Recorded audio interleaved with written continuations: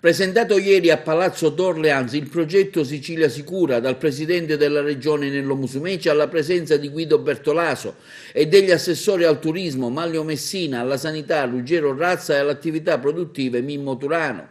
Tra gli elementi di novità il sito siciliasicura.com che sarà attivo domani 5 giugno e che dopo la registrazione consentirà agli utenti arrivati in Sicilia di attivare un'app con le proprie informazioni per avere una sorta di pre-triage. L'app invia un messaggio giornaliero a cui si potrà rispondere indicando il proprio stato di salute. La Sicilia ha individuato delle unità assistenziali turistiche in ogni provincia. Guido Bertolaso è un uomo di grande esperienza, l'ho conosciuto in trincea,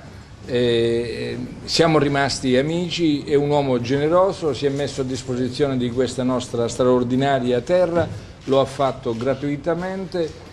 continua a lavorare per tentare di risolvere problemi assai diffusi, in questo caso un coordinamento di un gruppo di lavoro che consenta di rendere la vacanza in Sicilia la più sicura possibile. Tutto quello che si fa per cercare di combattere e contrastare questo virus è stimolante e avvincente. Una cosa ovviamente è organizzare ospedali di rianimazione per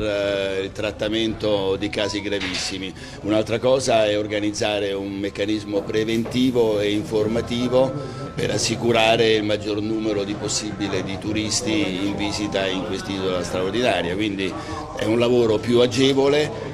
più articolato, molto più dettagliato sul territorio del quello al quale ci stiamo concentrando.